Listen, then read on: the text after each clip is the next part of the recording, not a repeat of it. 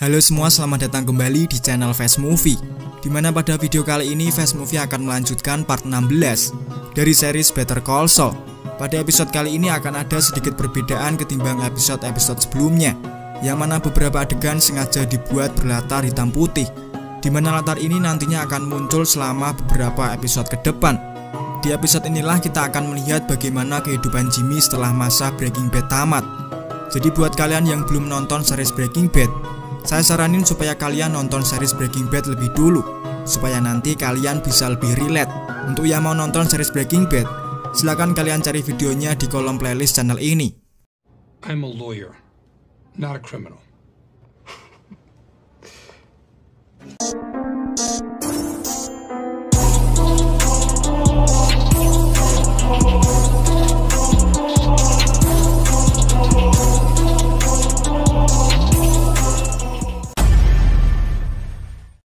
Better call Saul.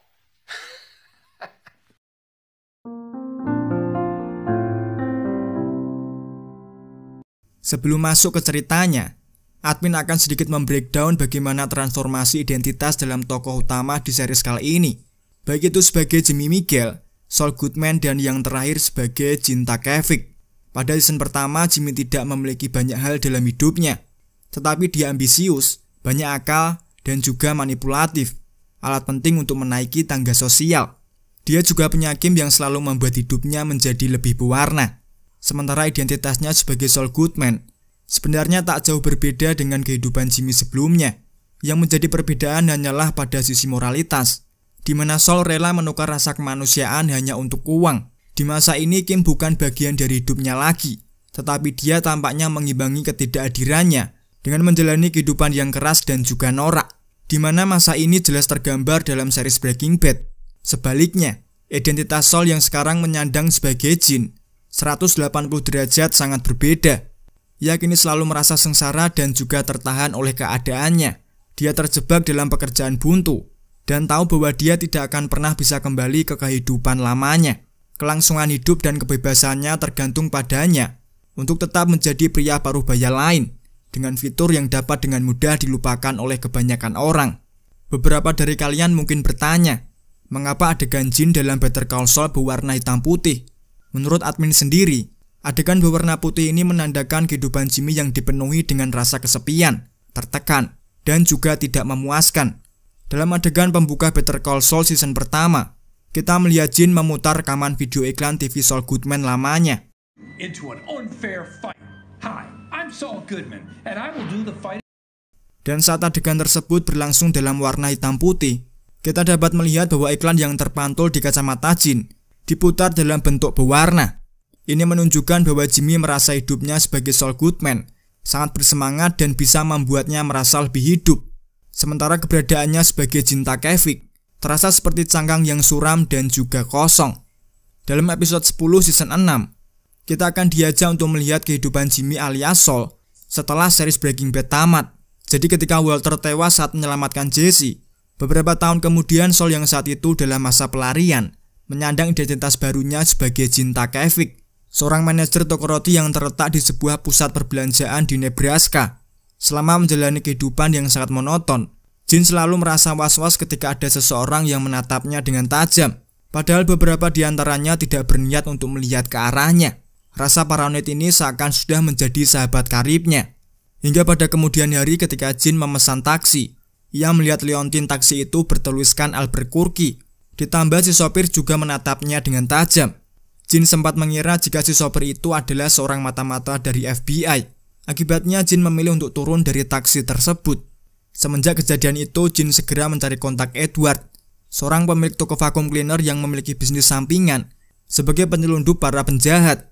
Gene juga mengganti plat mobilnya dengan plat palsu dan segera meninggalkan negara Nebraska.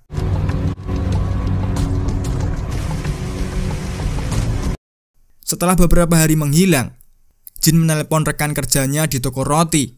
Selain memberikan kabar kepada karyawannya jika hari ini ia sedang cuti, secara tersirat Gene juga menanyakan apakah ada seseorang yang tengah mencari keberadaannya.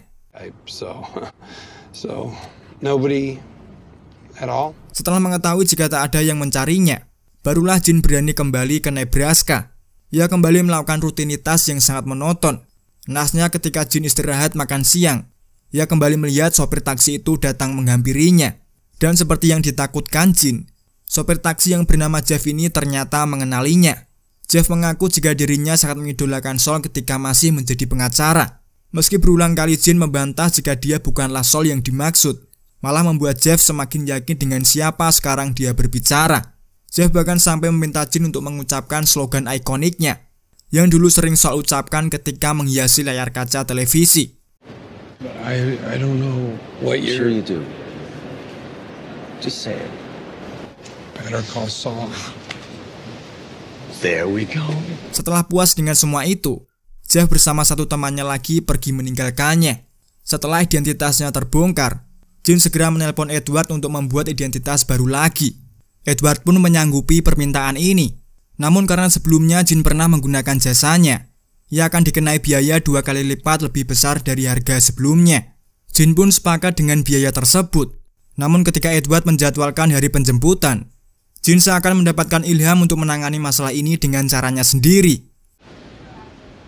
To be clear, you are not going forward. I'm gonna fix it myself. Ketika Jin sedang menempel poster anjing hilangnya, ada wanita parubaya terjebak di dalam kubangan salju. Jin pun segera membantu wanita tersebut. Namun sebelum itu Jin sengaja memutus kabel kursi roda elektriknya. Tentu dengan aksi Jin ini, memaksa wanita parubaya ini meminta bantuan kepadanya. Have a nice day. Yeah, you too. What in the world? Are you okay? Oh yeah. Dan ternyata wanita parubaya ini adalah ibunya si Jeff yang bernama Marion. Hanya sekedar informasi, jika pemeran Jeff diperankan oleh 2 aktor yang berbeda. Pemeran Jeff pada season 4 dan juga 5 diperankan oleh Don Harvey. Sementara yang kalian lihat di season 6 ini diperankan oleh Pat Haley. Admin sengaja merekap alur film tidak runtut seperti series aslinya, karena series garapan Vince Gilligan ini memiliki ciri khas dengan alurnya yang maju mundur. Tapi admin berani jamin kalian akan tetap bisa menikmati alur ini tanpa kehilangan momen krusial di dalamnya. Kembali ke alurnya, ketika Jeff melihat kehadiran Jin di rumahnya, tentu membuat Jeff bertanya-tanya. Apalagi di sana Jin terlihat sangat akrab dengan ibunya, yang mana hal ini semakin membuat Jeff merasa tak nyaman. Ketika mereka berada di luar, Jeff segera menanyakan maksud kedatangannya di rumah, di mana kesempatan ini segera Jin manfaatkan untuk mengajaknya ikut ke dalam sebuah permainan. Dengan pengalaman masa lalunya yang kerap berhubungan dengan para penjahat, Jin bisa melihat jika Jeff mudah ia bujuk untuk melakukan tindakan kriminal. Jin pun menawarkan pekerjaan mudah, tapi dengan bayaran berkali-kali lipat dari gajinya sebagai driver taksi. Dan seperti yang Jin duga, Jeff dengan cepat menyepakati tawaran tersebut. Sebelum memulai aksi perampokan, Jin lebih dulu menyelidiki celah keamanan di dalam mall target operasinya. Mulanya ia masuk ke dalam ruang security dengan maksud memberikan roti kepada 2 pengawas yang sedang berjaga, di mana 2 pengawas itu bernama Frank dan juga Nick. Di sana Jin mengamati jika pada jam 9 malam, Nick akan rutin melakukan patroli keamanan, sementara Frank pada jam itu akan mengawasi kamera CCTV. Di sana Jin mendapatkan celah keamanan yang dapat ia manfaatkan, di mana ketika Frank makan roti pemberiannya, ia akan membelakangi layar pengawas. Selama Frank makan, Jin menghitung waktu celah itu menggunakan stopwatch di jam tangannya. Di sana ia mendapati jika Frank makan kurang lebih selama 3 menit. Dari sini Jin akan mengoptimalkan celah 3 menit ini, supaya Jeff bisa melakukan perampokan secara optimal. Supaya kebaikan Jin tidak disalahartikan, ia terus mengulangi kebiasaan ini selama berhari-hari. Bahkan kini Jin terlihat sangat akrab dengan 2 pengawas tersebut. Rencana selanjutnya, Jin diam-diam mengukur luas toko yang akan ia curi berdasarkan jumlah langkah kakinya. Ia kemudian menuliskan luas ini di dalam buku catatan. Setelah mengantongi informasi waktu 3 menit, serta luas toko yang akan ia incar, bersama dengan Jeff serta satu temannya lagi yang bernama Buddy, mereka membuat denah toko sederhana, dengan tujuan melatih fisik Jeff, supaya bisa memanfaatkan waktu 3 menit ini dengan mencuri barang-barang yang mahal saja.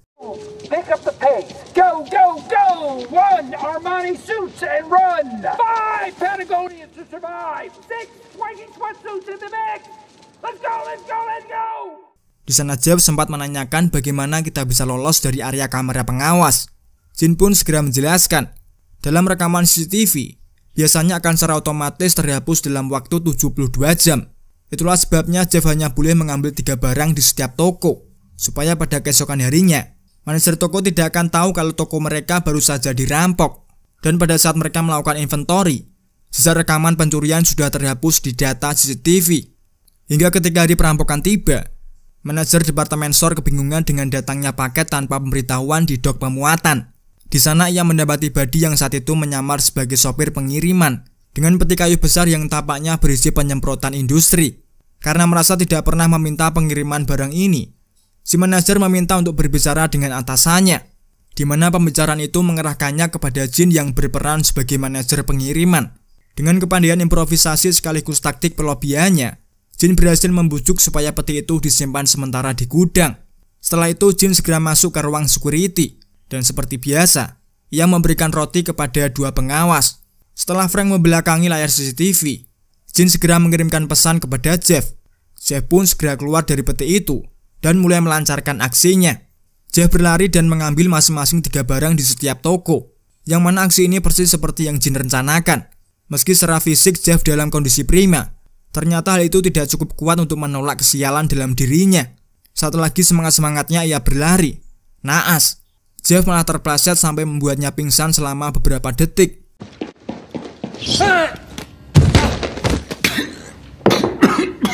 You okay?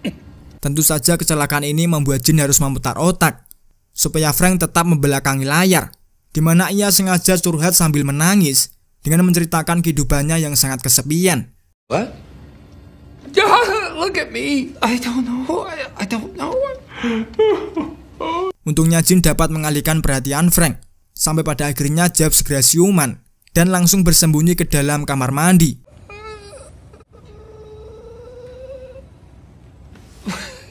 Pada keesokan harinya setelah mal dibuka, Jeff baru berani keluar dari kamar mandi.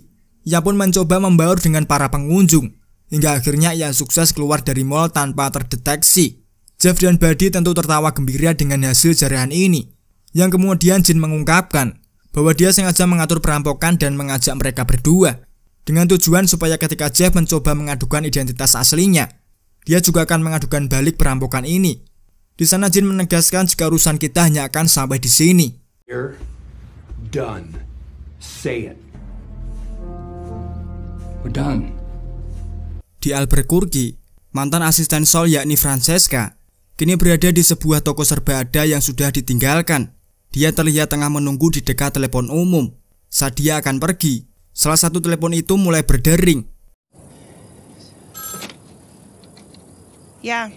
Oh, good. You're there. Ternyata panggilan telepon itu dilakukan oleh Jin yang menelpon dari sebuah restoran di Nebraska.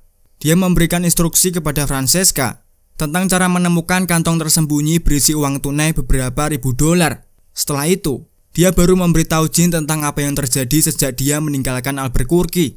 Meski kasus ini sudah berlangsung selama bertahun-tahun, ternyata FBI masih terus mencari keberadaan Sol dan juga Jesse. Bahkan pengintaian serta penyadapan juga dirasakan oleh semua mantan karyawan Sol, tak terkecuali dirinya sendiri. Ketika Jin menanyakan beberapa perusahaan yang ia miliki, Francesca dengan gamblang mengungkapkan jika FBI telah menyita semua aset miliknya. It's all gone. Those sons of bitches took everything. Except what you took with you, and I'm guessing that wasn't chump change. Di tengah kabar buruk yang ia terima, Francesca membocorkan bahwa Kim sempat menanyakan kabar tentangnya. Jin yang memang masih belum bisa move on dari Kim, tentu terpengaruh dengan berita terakhir ini. Dia mencoba untuk mengucapkan selamat tinggal kepada Francesca, tetapi Francesca lebih dulu menutup teleponnya. Ia kemudian mengemudi kembali ke Ohama. Saat mencapai persimpangan, Jin terluka secara emosional setelah mendengar tentang Kim.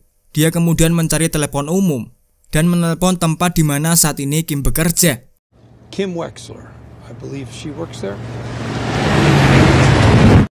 Tak jelas apa yang saat ini mereka bicarakan. Yang jelas Jin tampak kesal hingga membanting telepon dan menendang salah satu panel kaca sampai pecah. Kembali ke Ohama, Jin memikirkan langkah apa yang harus ia jalani saat ini. Rencana untuk kehidupan baru yang bebas dari kejahatan memang prioritasnya. Tetapi prioritas itu terganggu oleh pengungkapan Francesca yang mengungkapkan jika semua asetnya kini telah disita oleh pemerintah dan hanya menyisakan apa yang dia bawa ke Nebraska saja. Jadi pada keesokan paginya, Jin memutuskan untuk mengunjungi rumah Jeff yang disambut baik oleh Marion. Di sana Marion menunjukkan kepadanya laptop baru yang baru saja diberikan anaknya dari hasil perampokan. Tentu Marion tak tahu perihal perampokan ini, tetapi jelas jika Jeff sangat terintimidasi dengan kedatangan Jin kembali ke rumahnya. Setelah mereka sedikit berbasa-basi dengan Marion, mereka berdua mulai berbicara empat mata di dalam garasi. Di sana Jin meminta supaya Jeff mengambil shift malam di perusahaan taksinya. Tak lupa ia juga menyuruhnya untuk membeli 1 paket obat tidur. Jeff tentu bingung, karena Jin sebelumnya telah memperingatkannya agar tidak mencoba menghubunginya lagi. Secara tersirat Jin memberitahukan bahwa mereka akan kembali berbisnis.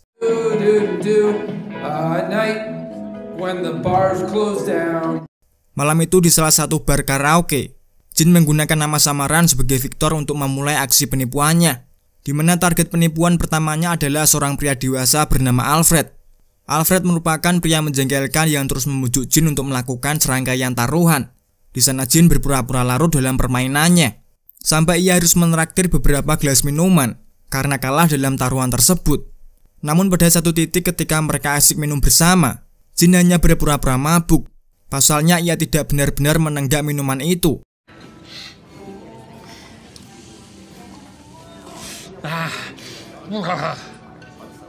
Saat mereka keluar dari bar, Jeff menjemput Alfred dengan mobil taksinya. Di sana Jin membuang minuman dari botol air panas yang disembunyikan di balik bajunya. Sementara itu, Jeff memberi Alfred air kemasan yang sudah dicampur dengan obat tidur. Setelah merasa yakin jika Alfred menenggak minuman pemberiannya, ia segera mengirimkan pesan kepada Buddy untuk memulai fase penipuan berikutnya. Singkat cerita, kini Jeff telah sampai di rumah Alfred, sebuah rumah besar di perumahan yang sangat elit. Saat Alfred membuka pintu depan, Jeff menutup kuncian gerbang depan dengan selotip. Dengan begitu, Buddy dan anjingnya bisa masuk ke dalam rumah tersebut. Dia menaruh anjingnya untuk berjaga di teras, sementara Buddy menemukan Alfred tertidur di sofa ruang tamu. Dia segera mengambil dompet Alfred dari jaketnya dan mengeluarkan semua dokumen penting yang ia miliki.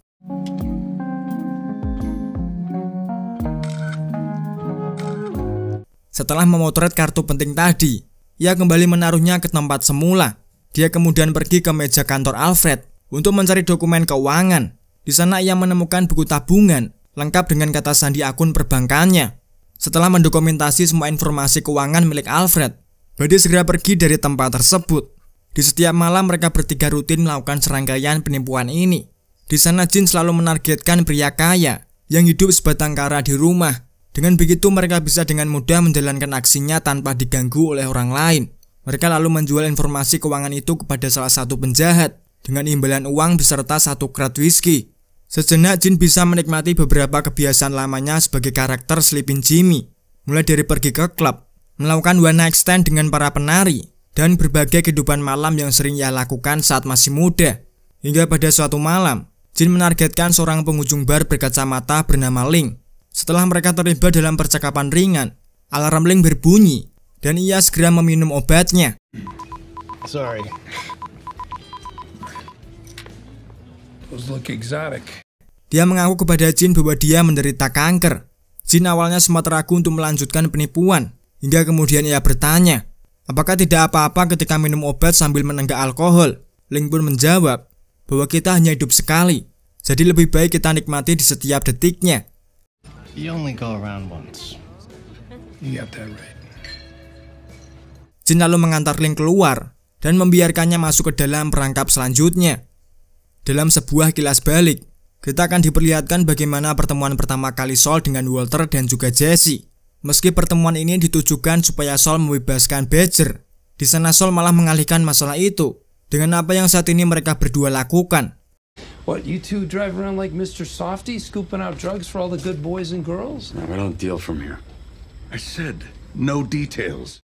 Meski Walter dan Jesse tak menjelaskan siapa identitas asli mereka, tentu Saul dapat melihat jika mereka berdua merupakan aset penting untuk masa depannya. You're the whole freaking package. Jadi setelah pertemuan itulah, Saul diam-diam mengutus Mike untuk menyelidiki Walter. Di sana Mike menjelaskan jika Walter hanyalah seorang guru kimia yang bekerja dengan mantan muridnya pembuat sabu bernama Jesse Pinkman. Mike secara terang-terangan menganggap Walter hanya sebagai seorang amatir yang juga punya riwayat kanker paru-paru. Jadi ia keberatan untuk mempromosikan kepada kartel. Tentu dalam hal ini maksudnya adalah gas ring. He's a complete amateur. Well, you see an amateur, I see 170 pounds of clay ready to be molded. Meski pandangan Mike mengatakan Walter sebagai amatir, Saul masih tetap pada pendiriannya dengan menganggap Walter kelak akan menjadi aset berharganya. Itulah sebabnya Saul diam-diam datang ke tempat di mana Walter mengajar. Setelah Jin selesai dengan tahap pertama penipuannya, tiba-tiba ia ditelepon oleh Jeff yang mengatakan jika targetnya malam ini gagal dieksekusi. He what? Tell him to get his ass back to the garage right now.